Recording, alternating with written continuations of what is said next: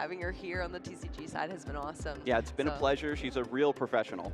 Oh yeah, definitely. In that Sobble hat and the t-shirt especially. Matching without even trying, but other players that are also going to try to match without trying or win their matches without trying. We're going to be heading to round 13 soon. This is a win and in. These players are trying to lock up their slots, get into the top 8. We've seen it time and time again, Shelby, where the players are, okay, do I need 34 points? Do I need 35 points? Do I need 36 points? Like, how tight is that going to be? Yeah, I don't think the players that we have at the table are on the win in this round, but our players today a little bit of less pressure here. They're trying to get to 34, 35 match points to get into that top 8. But speaking of trying to get there, we actually have our match lined up right now. Our players are prepping the field here, and it is going to be a fan favorite here on the screen. I'm sure a lot of people recognize Andrew Mahone, who we did get to touch base with yesterday, playing that Mew VMAX, and we do get to see the matchup between Mew VMAX and Josh Fernando as well, who we saw on the stream yesterday. Of course, rocking that Lugia. Josh said that they played their first match with this deck for the first time yesterday. So in paper, just round 1, let's see how this deck works. And here we are, Josh Fernando. I believe both these players are sitting at, is it 28 points right now? Or was that the last round? But they're at 31 they're points at 31 each, if I'm not mistaken. We'll have that pulled up here in a second. Yeah, Josh at 28. Yeah, you're right, 28 points, 28 points.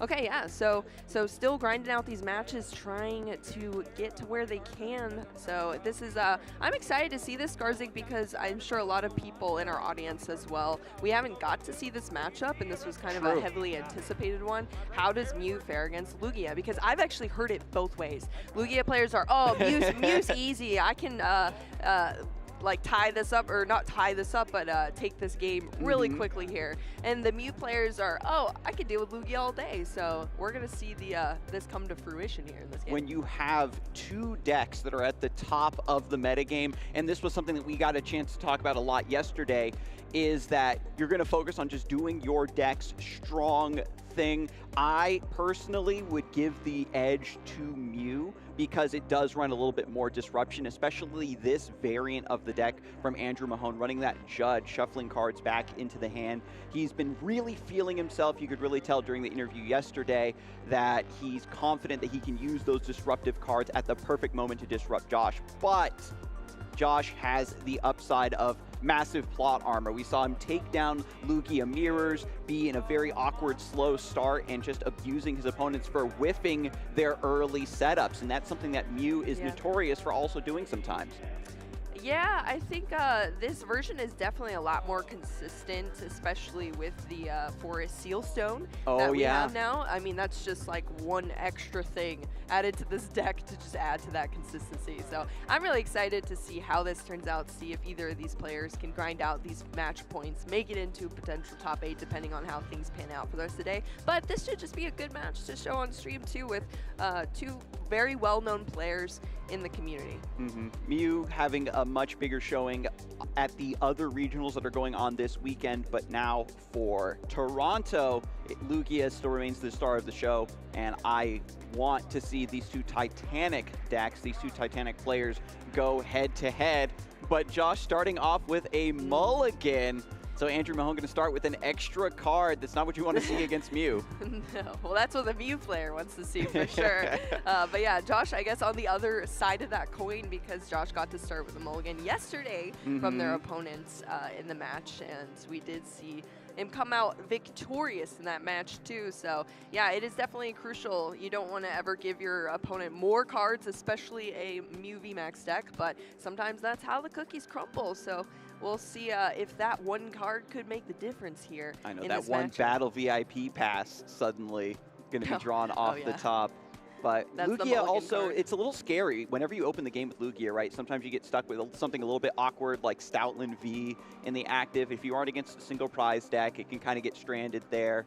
But overall, Mew players are perfectly fine with whatever their opponent is starting. They just can promote that Genesect V or start with the Mew V. You're almost guaranteed to get your setup on the first turn, which we're hopefully going to see here very shortly. 2 mulligans. What's the record that you've seen so far, Shelby, for mulligans? The record, 14, actually. Oh my goodness. At an in-person tournament, yeah.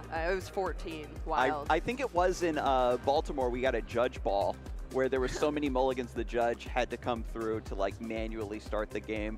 It just gets to a point where it gets to a point where the game just cannot start because a player built some wild list that has not enough Pokemon in it. And I've seen like Reggie's mulligan before, even though that deck is stacked with basic Pokemon. It's just a card game. Oh, but 2 Genesects in the prizes. Oh my goodness. Look at the prizes for Josh as well. We have Radiant Charizard in there, the Luminion as well. There's a Serena. Capture Energy, which could potentially, I mean, if there's 4 in deck, it shouldn't be too bad. Yeah, there is 4 in deck, so sticking with that consistency, something we see in a lot of Lugia decks. 2 Genesects here and a Power Tablet, and that Forest Sealstone as well for Andrew Mahone in the prizes. Yeah, very awkward potential start for 2 Andrew Ultra Balls here. Actually as well. That's huge because, you know, you need as many discards cards as possible to make sure you're dwindling down those hands to get to the resources you need. So having 2 Ultra Balls in the prize cards is kind of difficult. Yeah, if Andrew Mahone's hand gets too gummed up here in the early stages, may be forced to use a judge early just to find the rest of the setup, and you want to save that for much stronger disruption. Josh going to open us up here, starts Pumpkaboo in the active and has the Evolution Incense. This is going to allow him to search immediately for that Archeops to get it into the hand, and hopefully has something else in the hand to get to the discard pile. I only got a glimpse of a Capture Energy there. Yeah, starting that Pumpkaboo is not what you want to be seeing for the Lugia player, especially because you don't play Scoop Up Nets, at least in this list, unless there's some crazy out there. But you need to bump Path with that Pumpkaboo. So to get that out of the way, if that's what is blocking you from being able to get your Archeops out. So starting Pumpkaboo and losing the utility of the card itself is a little bit difficult here for Josh, but we'll see how that plays out. And now next up is Quick Ball. Did have the means to discard this Archeops immediately to the discard pile. Going to search the deck now for another basic Pokemon to get set up. Might be a Lugia V is grabbed. Yep, absolutely. Maybe we can also see that turn 1 attachment. You really love to see that as well. Archeops number 2 has to be found. Sometimes you get 1 Archeops in the discard pile, and we've seen Lugia players have to make that difficult choice. Do I want to go for my full setup or just pull the trigger on the Summoning Star and only get 1 Archeops? And I think when you're up against Mew, you know that the pace of the game is going to be very accelerated. Yeah, that's definitely a difficult decision to make, but I feel like you always want to aim for that 2 Archeops, which is exactly what we're going to see here from Josh. Yeah, this is pretty much an optimal turn for the Lugia player. You have the Lugia down, you have the energy attached, you have 2 Archeops in the discard pile. You do have that Primate Wisdom you can utilize as well in that Oranguru. So very good start here for Josh. We'll see if that tempo can keep up, though, because as you said, Skarzig, Andrew does have disruption in this deck. This is what you need to sort of take down a Lugia. You need to disrupt their lines as much as possible, their strategy as much as possible. And Andrew is kind of looking through the deck here right now, and I think prize mapping. Okay, what is my prize cards right now? 2 Ultra Balls are in there. Yeah, he's about to get the bad news. 2 Genesects are in there. This is definitely rough. 4 Sealstones in there. Yeah, that is not where you want to be with your power tablets in there. Yeah, very true. Oh, and Andrew was so happy to see that Oranguru come down, right? That is one of the cards that has really risen in prominence in the current metagame, and he's been excited to really punish it using Judge over Marnie. But now at least 2 Genesects can make it happen, hopefully, with Mew V starting off in the active. We can get another Mew V down, just start threatening the evolution into Mew V Max. But first battle VIP pass grabs just to Genesect and an Oricorio. This is going to give a massive signal to Josh Fernando as well that obviously those Genesect Vs are in the prize cards, I'd say. Oh, yeah, definitely. I mean, unless there's some sort of strategy that Josh is like, oh, an Oricorio instead of another Genesect. But, I mean, I guess that is the strategy there. Of course, that lesson in Zeal, your Fusion Strike Pokemon take 20 less damage. So that could actually matter later in the game, potentially, where the math lines up. But yeah, definitely. You want as much draw support as you can get, and there's only 2 Genesects down, so that definitely is a bit telling for Josh.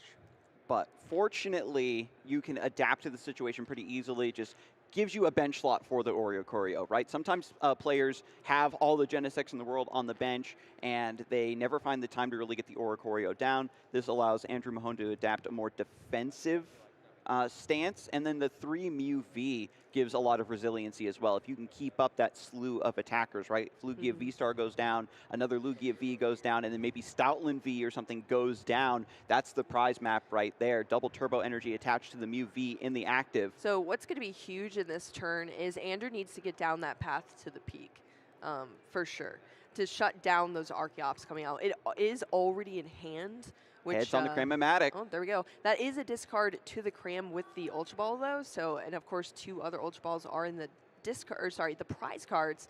So that is a 3rd Ultra Ball down. So that might come to play later in the game unless Andrew can just take those prize cards and not have to worry about it. Taking prize cards and have 2 Ultra Balls, that's pretty nice there. But yeah, you need it to get that Mew V Max or something. But Andrew, I think, is kind of okay with taking this just a touch slower, especially, yeah, I see 1 Mew V Max in the hand already, and we've got the 2 Genesects in play. Could be enough card draw to get what he needs. Josh, however, is about to completely open this game up. As soon as Andrew is done with this sequence, can just hopefully evolve into the Lugia V-Star to get that Summoning Star down. Yeah, but if the path to the peak comes down, Josh is going to need to find... and how many path is Andrew on?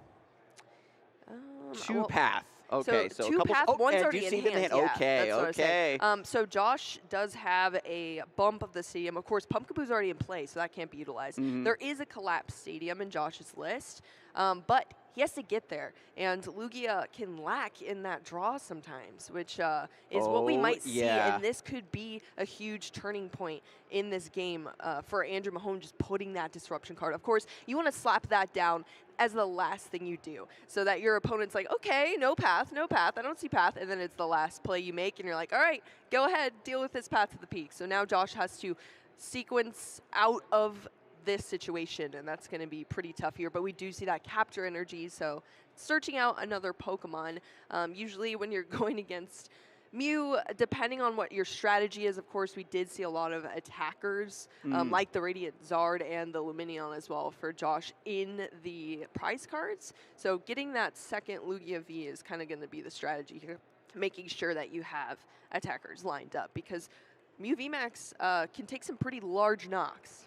Yeah, I like this. I like the bench of the second Lugia V, just trying to protect your evolution once you do get the bump for the stadium. And I like the timing here as well for Andrew. Wants to get that path down, slow the opponent. Because the Mew VMAX is already in the hand, doesn't have to worry about losing out on the Genesect ability. So I didn't see what was in the hand for Josh, but obviously nothing that is useful for the turn, because it was just a pass back to Andrew. Yeah, just use that Primate Wisdom, trying to save something for next turn, but now being dominated by this path to the peak. You can't pull the trigger on that Summoning Star, and Andrew has completely forced this train to stay at the station. Nothing's up and running yet. Now we got the free retreat here into the Mew VMAX. Yeah, and this is where you can see that Lugia can sometimes falter. If you don't have that draw support that you need, you can't line up the plays that you have to get to. I mean, even starting Pumpkaboo is pretty rough as well.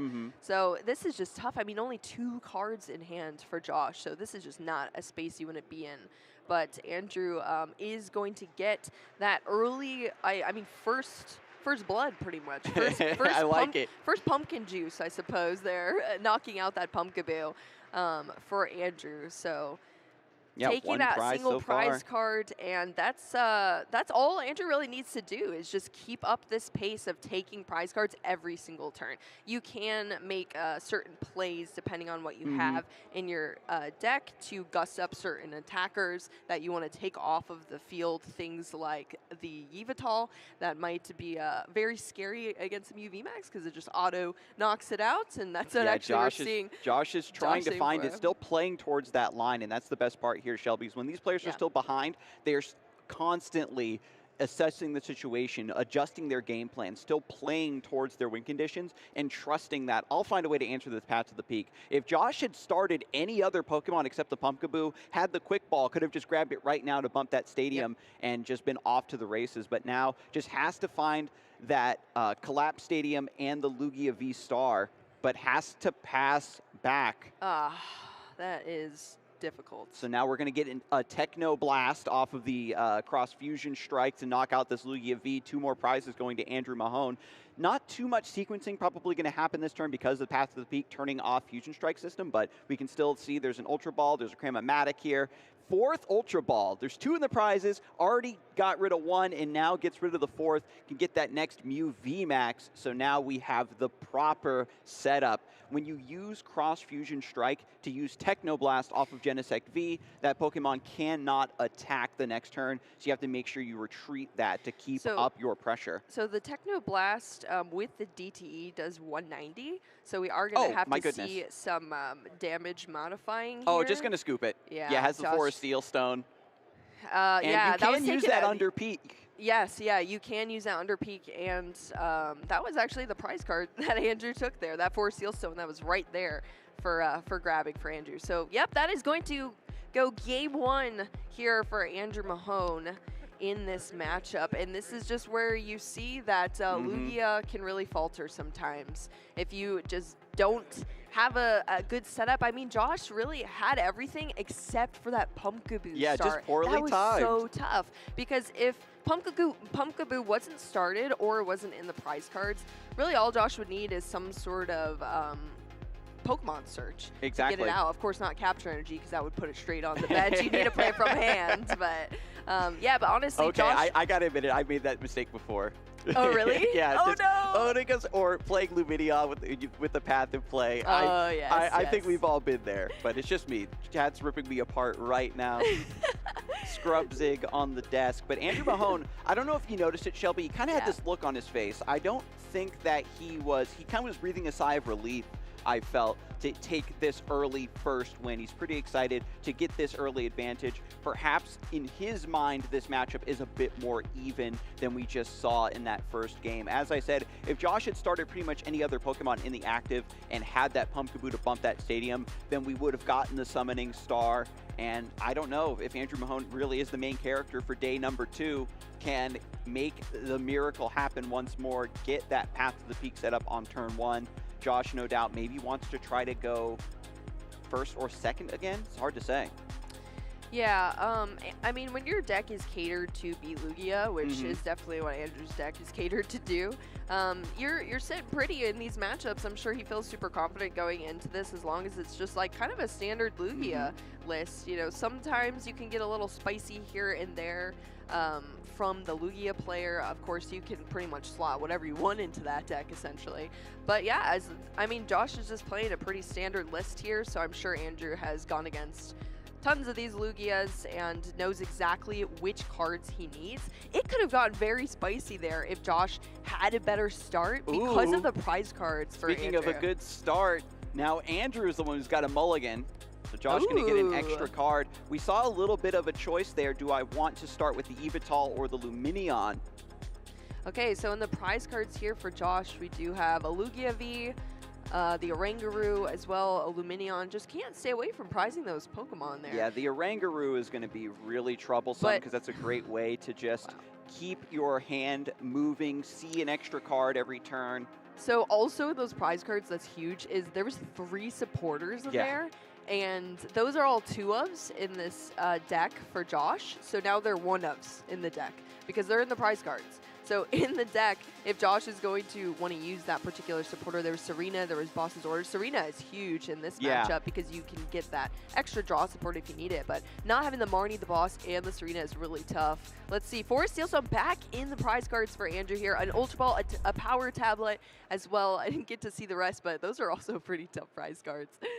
I don't think as bad as last time, but that Forest Steel Stone, it just, the prize cards call it, I suppose. Yeah, you're just not allowed to. Mew can't have that much power. It can't draw all these cards and have the disruption and then have a V-Star power. The Forest Steel Stone is going in the prizes just to make sure this match stays as even as possible. Josh going to start us off with the Capture Energy attached to the Evital in the starting active spot, and is now just doing a quick prize check here. Yep. And now can, search for another Pokemon to bring onto the bench. From this point, probably just, Lugia V. Yep, of course. So we saw in game number 1. You need to get this set up. I haven't looked at the rest of the hand yet. I only saw the decision between Lumineon and Evital. We'll see if perhaps there's an Archeops in the hand. Get those into the discard pile here pretty soon. Professor's Research is going to be a great way to trigger that as long as we can get some Evolution Incense or something to fish up the Archeops, but just has to pass. Andrew Mahone going to open us up. Only has Oricorio in the start and no other Pokemon right now. There's one Quick Ball, but what do you discard for it? Yeah, so another thing about this start for Josh, starting the Evital is also not really a good start either. I mean, I guess anything against Mew is difficult, but starting that Evital especially because there is nothing in Josh's deck that brings Pokemon back from the discard pile. So once it's on the field, and it's able to be knocked out by your opponent, it's gone. And that is actually a huge card in this matchup, that Evital, because it can just take out a Mew VMAX at as easy as possible. I mean, it knocks it out. So that's definitely Oh man, huge. it just has the path. Wow. Has the Quick Ball to find the No UV, other Pokemon attach the out, double though. turbo energy, and then path to the peak to shut down the There we Lugia. go. Pumpkaboo finally finding the right Huge. timing, immediately getting rid of the path, and Josh now gonna. Now here's the thing: is the Pumpkaboo premature? Do we have the means to get the Archeops already down, or is? I didn't see what is in hand for Josh, but honestly, being able to capitalize as much this turn, if we can see Lugia V-Star, we already saw the bump of the path, so the ability is open as long as we see it. If we can see the Archeops go into the discard pile, that Evital can be online if there's no pivot out of it as well, and start taking some knockouts here. And Andrew didn't have anything else in hand for the setup. There's no Genesect on the field right now either. So if Josh is able to capitalize off of this slow start for Andrew, I mean, yeah, there was the path to the peak in the hand, but now it's been bumped. So Josh needs to do as much as possible on this turn to take this this lead. Yeah, I almost feel like you'd want to wait to use the Pumpkaboo in order, on the turn you're going to get your Summoning Star active. But Josh, I believe, is just giving a little bit of respect, right, to the judge, and has to go for the Marnie this turn. So yeah, getting the Pumpkaboo out of the hand, because you're going for the Marnie, there's nothing else to get the Archeops down. Those go to the bottom of the deck. And 5 off the top, we've got the V-Star and a Quick Ball. No Evolution Incense for the Archeops, but at the very least, Josh may have bought a couple more turns here while Andrew is scrambling to complete the setup with Genesect V and find that second path to the peak. Yeah, it's such a difficult decision, too, because you know that your opponent didn't really have much in hand, and now you've just refreshed their hands into new cards, especially very dangerous to do going against a Mew as well, because they have so many outs to their cards. But we are going to see that Lumineon come down and search out. I believe it was a Professor's Research. Correct. So lining up the hand here, obviously Marnie was already played, so Professors can't be played on this turn. But that's going to be huge if we can see Professors get those cards that Josh needs. I don't think we saw, as you said, Skarsgård anyway, to get the Archeops, and I don't think Archeops is in hand either. And so essentially Josh has to make that choice to say, I'm helping my opponent a little bit with their setup, but Mew has way more ways to complete its setup than Lugia, right? And we know, as we saw from game number 1, Andrew can shut that down with just one card. And so Lumineon finding the Professor's Research, Josh might be forced to just discard the hand and draw 7 more just to look for the Archeops, praying to get perhaps an Ultra Ball to double discard those to activate Summoning Star. Meanwhile, Andrew, not a lot going on in the hand, is getting this UV set up. There actually is a lot in the hand. There's Silene, which could bring back that path to the peak. There is Quick Ball as well, discarding the Lost Vacuum, which of course is a card that you can use to get rid of your own path to the peak to unlock your abilities. But it's in the discard pile now. But searching out that Genesect to be able to draw into more cards is very important. So yeah, so Andrew, you can see he's like, okay, how do I want to do this? There's all the Genesects are in the deck. Yeah, there definitely needs to be that was had to be sequenced well, which Andrew's doing great here. But we'll see what can be drawn into, unless the Silene is going to be the first option here before any sort of draw. There's one heads here, so one card could come back from that discard pile. Gonna find the path to the peak. Yeah, well, yeah, that's huge because let's see, there is 2 Paths to the Peak, 1 Lost City in deck. Okay, so overall, Andrew is again completing his setup. Yeah, I love. You hear the banter down at the table as well. Andrew Mahone always gives us a show. I feel like such a positive person. Who actually picks up the quick ball. Yeah, actually, that's Yeah, to get the other Genesect. Just gonna sequence this to get as much draw as yeah, possible. because there's still another path in deck. There's not one in prizes either. So okay. that is having that support for these turns is even more important, I would say. Yeah. But I don't know because it really it just shows his confidence. It does yeah. show his confidence that he's going to value completing his own setup, just recognizing that the draw power of Genesect V is going to find that next path. Now that Josh has the Lugia V-Star in play, but no Archeops yet in the discard pile, especially after pulling that Professor's Research with the Luminous Sign ability, Andrew might just have a read and say that Josh doesn't have the Archeops, has a really awkward start. And so I have this window of opportunity to just draw a lot of cards, get a lot of resources to respond to Lugia V-Star. This new VMAX isn't just set up to, exactly, isn't designed to fully just rely on path in order to win this matchup. But if you just so happen to not get it, heads on the Cramomatic, path to the peak in the hand, and what card does Andrew Mahone want anything out of the deck here? Well, there's already been, of course, that Silene was played, that supporter, to get out of that situation. Yeah, Path to the Peak is already, that is just so, that's going to be very difficult for Josh to have to deal with, because then he's going to have to not only find the pieces to get those Archeops into the discard as well, but also find a bump to the stadium. So, and there's only one collapse for Josh, so that's going to be really tough. You know, that's what Mew VMAX does. It gets you cards when you need them, you know? Yeah, it's not like you don't predict which cards you can get unless you're doing something like Rotom Phone, I suppose, and you kind of stack it to the top.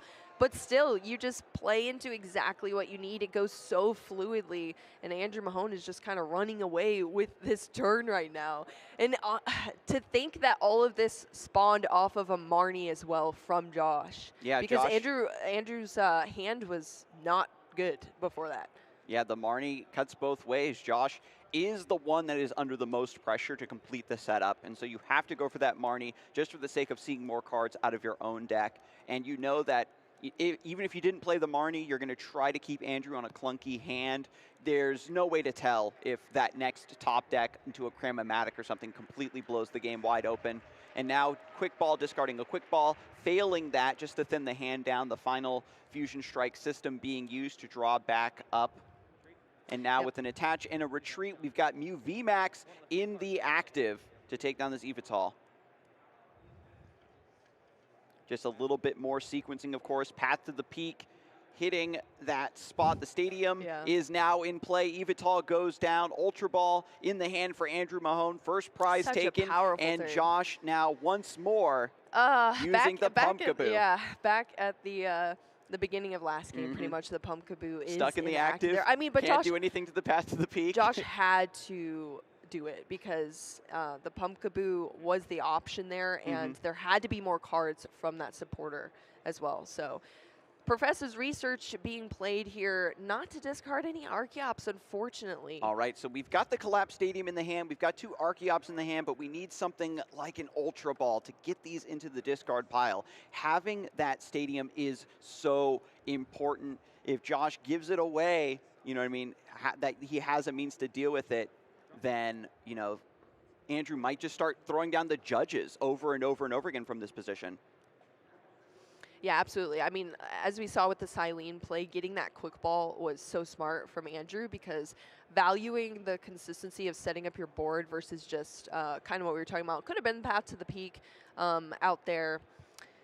It's just it's what you need to do, especially because you knew that your opponent, yes, they had the the professor's research in hand, so you knew there was going to be draw support, but setting up your own board state and then also just drawing into the second path to the peak was so strong here from Andrew. We do have 2 power tablets in the hand now. There is an Ultra Ball as well, I believe a Mew. So right now it's going to come down to kind of the same strategy here as the last game that we just saw with Andrew taking that win. Just take consistent knockouts and target down whatever you want if you can do that and have the option to as well. You know, taking out these potential attackers, if that's what you aim to do. You know, taking out a Pumpkaboo, yeah, you get a prize card, but taking out a Lugia V-Star is a much better option for you. Yeah, if you can get that Lugia V-Star down, even if Josh gets those Archeops into the discard pile, no Summoning Star able to be used. Either you have the peak to stop it, or you just get rid of the Lugia V-Star altogether. And now Mew VMAX being found off of Andrew Mahone's final Ultra Ball here. And so now, again, we have the full setup once more. And we'll see if he has a means to gust up this V-Star. I see this arena in hand, but might just be willing to take a turn, leave that path. Oh, actually brings up the Luminion. Yeah, not enough attack power to take on the V-Star. If you're not able to take it out, then you just want to take as many prize cards as you can. And again, 2 prize cards is better than 1. So knocking out that Luminion over the Pumpkaboo there, super important here. And Josh is just back in this space where how do you really come back from this, especially when you're staring down, you know, a Mew VMAX, your Yveltal is gone now. It's in the discard pile. 310 HP on that Mew VMAX. Such a powerful Pokemon. Your opponent has now taken 3 prize cards off of you. This is just as uphill as it gets. Josh checking the discard pile, seeing how many gusting effects Andrew still has access to. Gonna have to bump this path and maybe take the risk of trying to set up another Lugia V if we can't get the Summoning Star this turn. I see the Professor's Research, I do believe, in Josh's hand. And now Andrew has to make the choice of what to send to the discard pile because of the collapsed stadium with that full bench. Gets rid of a Genesect V. The setup is already completed, doesn't need a lot of card draw from this position. And now Professor's Research does come through. That's 2 Archeops down in the discard pile, being turned sideways. Very classy, gonna fish those right back out with the Summoning Star. 7 new cards in hand and a new lease on game number 2 for Josh. Has to win this one to bring it to game 3 and stay up in the Swiss rounds here in Toronto. Yeah, this is our round 13 here. Our players have plenty more to go still, but these players are grinding for 34 or 35 match points to get into top 8. So this is super important. And we even see a choice spell here on a Pumpkaboo. Yeah, just to get that out of the hand. You might as well. I mean, if you're going to play a research, you might as well play the choice spell, right? I mean, the Pumpkaboo is just styling. Yes, exactly.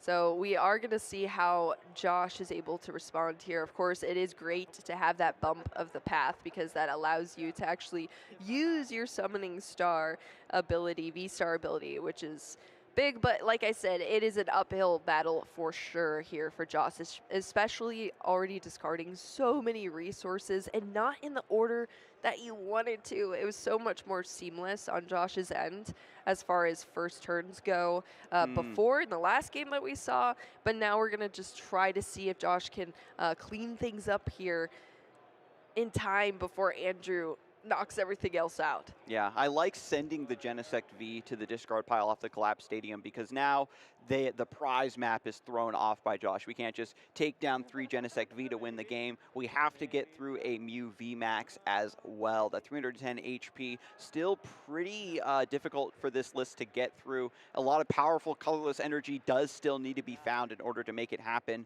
But Lugia V-Star about to get powered up here. That's 3 powerful colorless energy on top of the 220 base damage on the Tempest. That's 4. 4 powerful colorless energy. You know how much damage that is? That is 300 damage plus a choice spell, 330, Skarzik. Let's go. 3 prizes about to go over to Josh Fernando. Andrew did his best to keep this situation from happening, delayed it for as long as possible, but now Josh is opening up the floodgates on this game. All 4 powerful energy in the deck and available. Going to take 3 prize cards, knocking out this Mew VMAX absolutely enormous here in game number 2. Yeah, that is definitely huge here, but still going to be difficult for Josh as well, because then you have to figure out what you're attacking with after that. And like you said, Skarzig, there needs to be another 3-prize knockout in order for Josh to take this game. And the Tempest Dive with the extra effect to discard that stadium in play. And so now Josh can bench an extra Pokemon if he needs to. Back over to Andrew Mahone. We've got the Forest Seal Stone showing up here to find the perfect card to get out of the situation. 2 power tablets were also played for the turn, so that boost of damage on this turn as well has been activated here. That Forest Seal Stone, of course, coming down, not being used yet. There's 2 cross switchers in hand now, a Cram with a Lost City. Cram, of course, can't be used unless you have an item card as well to discard for it. Oh, man. Lugia V-Star with 4 powerful colorless energy. Like, that is not what you want to be seeing as a Mew player. Yeah, Andrew has to try to take this monster down, but it's very difficult to do. We've got a couple power tablets, as you said, in play. That's offset by the double turbo energy. So we've got 240 right now. Yes, 240. Oh my goodness. He's gathering up the cross switchers, so but that means you could throw one away to the Cram. So we'll see. Oh, and it's a heads here on that dice. So let's see. We just need a little bit. Oh wait, choice belt as well is there. And the choice belt. Okay, so we're up to 270, just a little bit more. Do we have one more power tablet in the deck? So I did see one in the. Oh, is one in prizes? Because one's in the discard. All right, so I think we do have 280, so it's 190. Yeah, because the choice belt. From the double turbo energy, and then the choice belt, and then 2 power tablets right now. So I don't know if no, it's not in the prizes. So yeah, there is still 1 power tab in there, and we do have the Forest Seal Stone. And with the powerful colorless energy now being sent all to the discard pile from Josh, you know, you don't have the means to swing back into this Mew VMAX. And this might allow Andrew to just completely pull ahead here in the prize race. Yeah, I mean, Andrew needs to take out this Lugia or lose the game, pretty much. So that's what needs to happen. You know, of course, like I said, we still have that Forest Seal Stone there on that Genesect V, so. And there it is. The knockout comes through. And thanks to Lost City, the Lugia V-Star goes to the Lost Zone. Awesome. So there we go. That is 2 prize cards, putting Andrew down to 1 now. So like we said before, Skarzig, Josh needs to find a way to be able to take out this Mew VMAX on this turn, and I'm not sure that way is there. Of course, we do have that Radiant Charizard in the active right now, which does hit for 250, but that is not going to be enough. Yeah, 250, climbing the mountain that is Mew VMAX, very difficult to do. If Josh still had the Evital. Yeah, it started off in the active, it got knocked out first, and now we just don't have a way to get that final instant KO with the amazing destruction attack. And again, with powerful colorless out of the equation, there's no way to set up another colorless attacker to take advantage of that. It looks like it is going to be nothing that Josh can do to take these final 3 prizes, and Andrew Mahone may have done it here. Josh going to take the time to evaluate every single possible line. It hasn't been scooped up yet as far as Josh's side of the board here, so there's still got to be something there. I always get nervous missing, too. You know? When you think that you've completely locked out every possible chance for your opponent to win the game and they haven't conceded yet, you're thinking, okay, what possible things could they do? What am I missing? What can Josh do to get out of the situation? And I'm going to admit it, Shelby, I'm struggling to think of a situation here. I was making stuff up yesterday, but now I can't even do that. Some people play 2 Evital, but Josh does not. Oh, yeah, the double Evital. I wonder if maybe that's what Andrew's worried about. It's pretty it's very rare that you see double Evital in these lists. It's but cheeky, it is. Yeah, it is. It's a tech, I suppose. But yeah, there's no way for Josh. I'm just looking through the deck list right now to get that back out of the discard. Yeah, so again, just Again, at this point, you need the wins, right? These players are trying to do everything possible to take the W, so I do not fault Josh at all for evaluating every line, every opportunity. Ultra Ball now discarding the Lugia V-Star and a boss's order is going to keep looking through the deck. Yeah, and it's not like you can even just take your board state to a one prize board state, like take off some of these 2 prize Pokemon like the Luminion or whatever. There's a lot of plays that happen sometimes with the Collapse Stadium and these Lugia decks. All right, I'm logging into the main frame. But Double Dip Fangs has 40 base power. How do we boost that up to knock out a Genesect V? oh, actually, well, There's, again, because all 4 powerful colorless energy had to be assigned to the Lugia yeah, V-Star that's what there, I was thinking. there's just no other way to increase that attack power. Yeah, the powerful color has, the powerful colorful energy has been spent, and it was spent well to take out that Mew VMAX. But, Yeah, so Stoutland V maybe comes down. You can get 2 prizes off the Oricorio. No, just discards it with the Professor's Research. Just spinning down. Help, yeah, at all. Because the Choice Belt is already attached to the double turbo energy, Mew VMAX can't attack because of the Techno Blast. You just have to find a way to retreat it and bring it back up, which should be pretty easy to do with the cross switcher. I mean, honestly, on Stoutland V, if you do have 4 powerful colorless, you could do 280s, so you could knock out like in a mirror, like a Lugia, but that is, yeah, that's not going to help here with that Stoutland. But we are seeing the energy here being put onto that Radiant Charizard. Yeah, just the V-Guard energy, has the Heat Fire energy. Of course, the energy requirement was already met with that Heat Fire energy. Yeah, there. Just has the cross switcher. Yeah. He knows. Congratulations to Andrew Mahone for taking that match. Taking out a Lugia, eliminating it from the field here. The dominant Lugia deck that came in at 34% in our day 1. Josh Fernando playing it for the first time yesterday on the table and taking it all the way to 28 match points. Super impressive there. Still trying to grind through the next games for Josh Fernando as well. Trying to get as many match points as possible, but Andrew Mahone being able to have just enough disruption in the deck and the strategy built around